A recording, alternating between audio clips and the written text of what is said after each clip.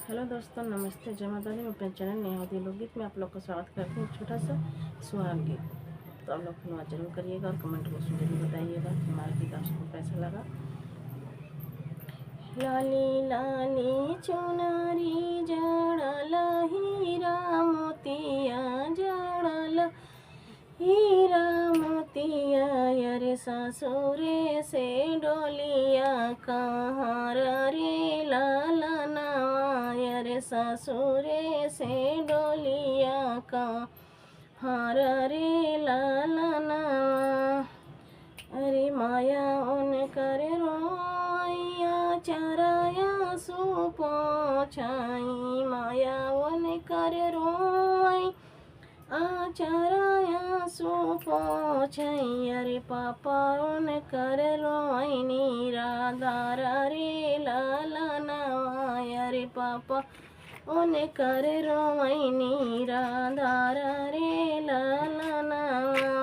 लाली लाली चुनरी जड़ल हीरा मोतिया जड़ल हीरा मोतिया रे ससुरे से डोलिया कहाँ रे लालना रे ससुरे से डोलिया कहाँ रे लालना। अरे चाची उन कर रोइया चराया सुपो छाई चाची उन कर रोई आचराया सुपो छई। अरे चाचा उन कर रोई निराधार रे लालना अरे चाचा उन कर रोई निराधार रे लालना।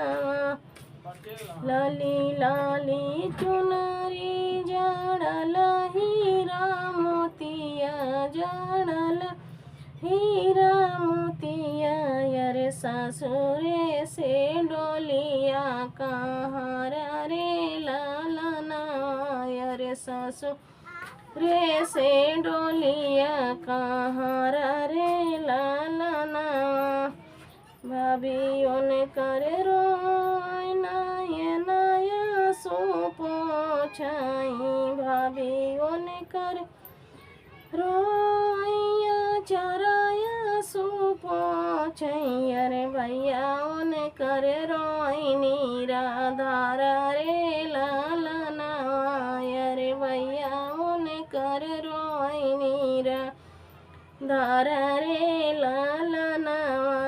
लाली लाली चुनरी जड़ल हीरा मोतिया जड़ल हीरा मोतिया रे ससुरे से डोलिया कहाँ रे लालना रे ससुरे से डोलिया कहाँ रे लालना। अरे दीदी उन कर रोई नया नया सुपो छाई दीदी उन कर रोई नया नया सुपो छई।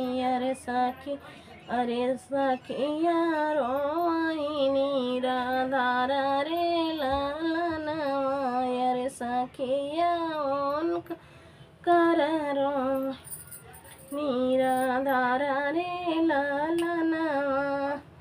लाली लाली लाली लाली चुनरी जड़ल हीरा मोतिया जड़ल हीरा मोतिया रे ससुरे से डोलिया कहाँ रे लालना रे ससुरे से डोलिया कहाँ रे लालना।